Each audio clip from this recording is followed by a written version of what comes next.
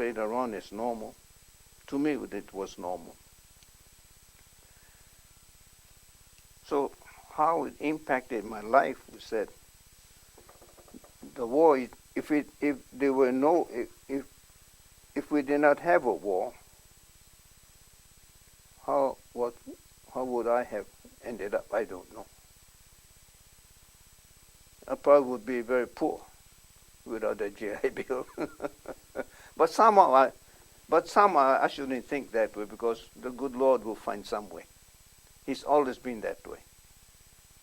It's been the one thing I can say about my life. It's been a blessed life all along. I've had people there when I needed them, and without any question they were there to help me. And somehow things worked out in such a way, even in the church. When the time came, what we needed came through. So with the Lord's blessing, I've always been provided, whether in my personal life or in the ministry. So I have really nothing to complain about. Too bad, but I should wish I could complain about him too, but I cannot complain about him also. At what point, I know you talked about going to, youth groups and going to church, and that you got the GI Bill to go to the seminary. At what point in your life were you certain that you were called to a ministry? Well, early on already, after I came back from Kauai, remember I told I went to Kauai, I was asked about it. Somebody, then all of a sudden, without thinking, I just, I think I'll go, become a minister. But somehow it just stuck with me. So one day when I said I'm going to go to school, I just told my mom I'm going to go to seminary. I never had any other thing to think about.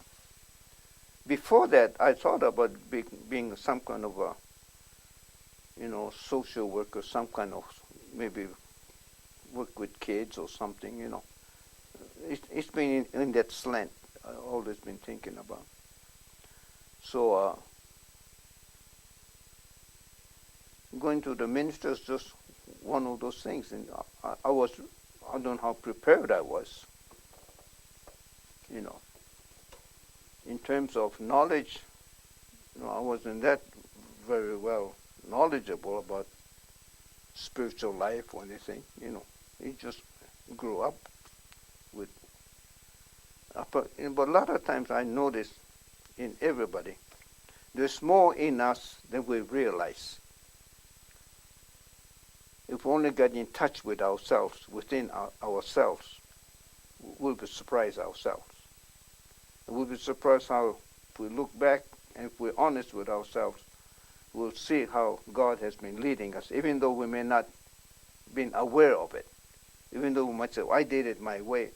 It really is not our way. God has always been there with us. And, we're not aware of it. But if we really stop to think about it, we could never do it ourselves. Never. Impossible. Even Frank Sinatra, I'm sure he would say that if he really, even though he's saying, I did it my way, I'm sure that in some other different context, because I think he was a spiritual person, very, very spiritual person. And so we didn't just need to be quiet and think about things more deeply and could not run around so much, but that's what I think anyway. I don't know how much prepared I was. Even today, I don't know how much prepared I am really, And even talking to you, I don't know if I'm really prepared to talk to you, but I'm doing my best. Doing great. So I'm glad you're patient. So you said that you went to Gustavus Adolphus College, Cemetery? yeah. College. Seminary, not cemetery. No, that was a college. So did you go? The college was Gustavus Adolphus College. Okay. The seminary, I went to two seminaries. One out east the Congregational Baptist at Andover, Newton. Then I ended up with a Lutheran seminary, the Augustana Seminary in Rock Island, Illinois. That's where I ended up. I made my change over there. I became a Lutheran when I went back to Augustana Seminary in Rock Island. Augustana Seminary is a Swedish branch at that time, the Swedish branch of the Lutheran Church. And what drew you to being a Lutheran? Well, the college was sponsored by the Augustana Church Synod, by the Swedish group. And I made a lot of friends there. And I when I went, but being congregational, and I never thought of becoming a Lutheran. I never thought about it. But when I went to, I made a lot of friends, and I went to the church, to the Lutheran church. I made a lot of Lutheran friends. And then when I went to the seminary, of course, I went to what I was planning to do, back to Hawaii to minister. Then, so I went to Andover, Newton, which I had visited one summer. One summer while I was in college, I worked for the Congregational Church in the church camps. Church camps in what you call in the Midwest, and also out in the East Coast and down to Iowa. It was a triangle type to get back to college. And so in that experience, I grew a lot, learned lots of songs I met. And in going out east, I stopped by Andover, Newton to look at the campus. And I figured, oh, this is where I'll end up. Because I went to school with the express purpose of being trained to be a minister. I picked Gustavus because, according to the catalog, it is to prepare men for the ministry also. It's a liberal arts college, but it started off with that, and they have a program to prepare you for the seminary. So that's why I went to that school. And then when I went to Andover, Newton, somehow I felt not quite what I had thought of seminary to be. I kind of missed some of the subjects that I really wanted to get into. So I transferred to Augustana, where all my friends were. And I felt very much at home. I was very much at home. But then I went back to Andover because, you don't switch sides very easily. And I wanted to go back to Hawaii. And that was my intention. But still, I was in that place, so I made the final switch back to Augustana, and I made my change the second time. Because I had to make a commitment. I said to the Lord, the Lutherans have no church in Hawaii that I can be called to. They only had 2 churches in Hawaii, all of Hawaii at that time. One was on Kauai, and one was in Honolulu. That's all. That's the only 2 churches they had at that time. And so I had no chance to go back there. So I said to the Lord, I'm going to go wherever you want me to go. If you want me to go to Timbuktu, I'll go to Timbuktu. I didn't know what Timbuktu was. But anyway, I'll go there anyway. So I went back there and I was very much at ease. Then one day, the president saw me on the hallway and he said, Nakamura,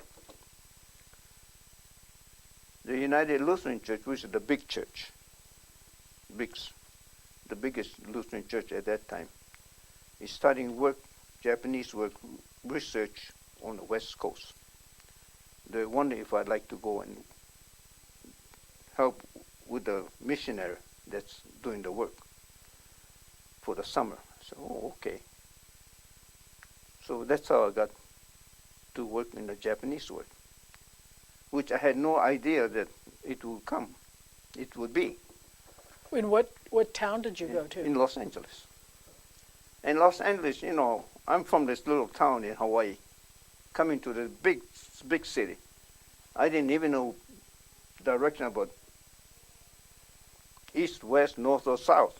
You know, we don't go that way in Hawaii. Hawaii, it's only one road, you know. You go that way and turn right and turn left. You know, there's this little street, you go on that little street. That's always. So they talk about, you know, north, south, east, west, you know. Well, I got so confused, and I said to myself, they should blow this place up and start all over.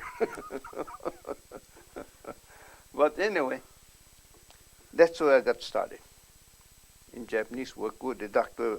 Lewis L.S.G. Miller. He was a missionary to Japan for 40 years, well loved in Kumamoto, very well loved. Anytime people came through to the United States, they'd stop by here, his place. He knew lots of them. They even went out of the way to visit him. This is a well-known person. So I worked with him and his wife, Martha, and I had a wonderful time for 2 summers. Then went back, and I graduated in the winter, not the summer. So I just walked out of the seminary. That was my graduation. But I had to be in the West Coast to go to a meeting with the California Senate, because they were going to extend me a call. So I had to go and meet with them, with the examining committee, met with them. And then later on I went back after, you know, I graduated already, so settled back in California, settled back in Los Angeles, and continued the work. What was the name of the church that you went to those 2 summers? The name and the town? The name of the town was in Los Angeles, right downtown Los Angeles. And the name of the church? Church I worked out of that Dr. Miller had arranged with was the St. Mark's Lutheran Church, an old church, started in 1904, 1906, someplace around there. And the building was right across from University of Southern California, USC. And the building looked like it was transported from Germany or Scandinavia or in Europe. You know, this old building. Nice building. It was nice. But brown. People pass by, they hardly see it. It was not on the corner, right inside the corner. In fact, there were people living in the back. They know it was a church. Or they look like a church, you know. But so that's where I worked out of, and the whole thing we did was to try to reach the Japanese community, and it was mostly of Caucasian Germans, mostly Germans and Scandinavians, mostly Germans, I believe it was, or in that direction anyway. But it's all English. But it was community was changing into African American community, and they had some African Americans in there, a few families, and they had one Chinese man in there. That's about it. So through Vacation Bible School and whatnot, we brought in some of the Japanese in there, and they had quite a few Japanese in that area also. They had a Buddhist church down the street, a fairly large Methodist church, an old Methodist church, long before the war, centenary. So we're the newcomers. But it was not to establish an Asian church. It was merely to be an integrated church.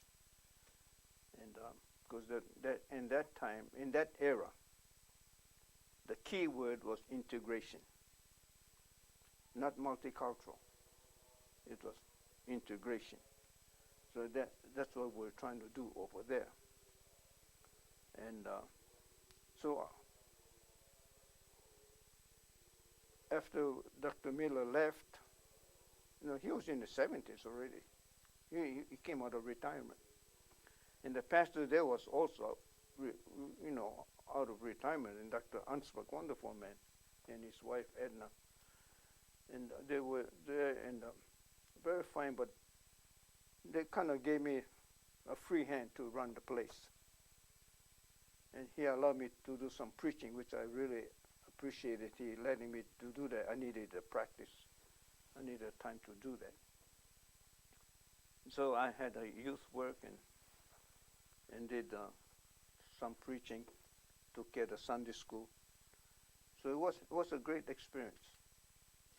Then both of them left, and they were looking for a minister, and finally they interviewed another minister, but then later on, the president of the Senate said to the committee, Nakamura is there. Why not? What's wrong with him?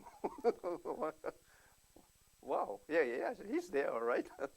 So they called me, and I was a pastor there for about 16 years.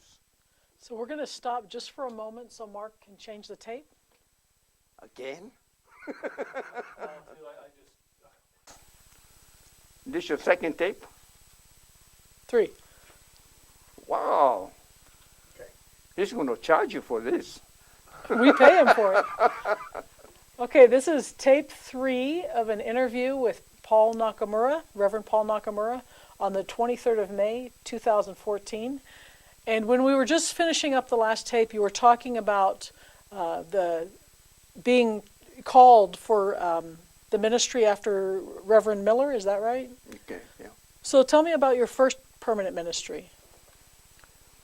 This was at St. Mark's Lutheran Church on 36th Place. It was just off Vermont, but now we have a new church on Vermont. We moved through urban renewal and built a new church. And so now there's no mistaking that the church is there. People used to have problem looking for a church because it says 36th Place and not 36th Street. So people used to get quite mixed up. At that time, when I first got there, there's one Chinese elderly man, a very fine man, Mr. Low, and then a few African American families, and the rest were Caucasian folks. But they're mostly the elderly Caucasian folks. The young ones had all moved out because the neighborhood was changing, and African Americans were there. But there were quite a few Japanese also that came in from the evacuation, and many of them, I believe, used to live around there too before the war, because there was a Buddhist church, very active Buddhist church, and a very active Methodist church, Seminary Methodist church. So there were quite a few Japanese still in that area. But that whole area from there toward going west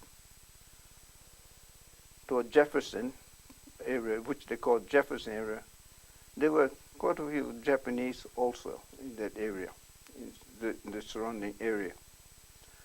So we worked with them, and I extended my boundary, my working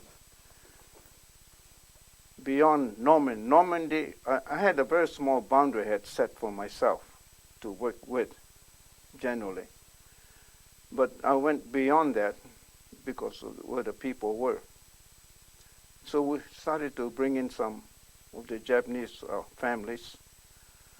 And at one point when I checked it out, with an even number of races, of Caucasians, African Americans, and Asians. I say Asians because they were mostly Japanese, but we had a Korean family there too.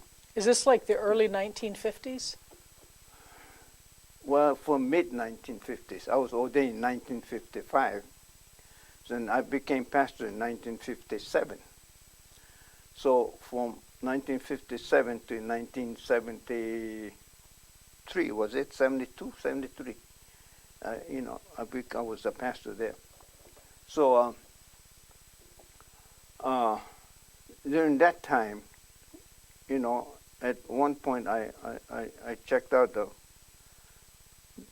directory. It came out to be just about the same, 1/3 of each group, which I was very, very glad for that. But that was the intention, to integrate people, to work together, to come together. So to have those three groups together, I think was okay. Then urban renewal came in, so we were able to build a new church, and I served on the urban renewal advisory committee. And then through the advisory committee, then they asked me where we would like to be relocated, and I was not prepared to really make a statement at that. We didn't make a study about it.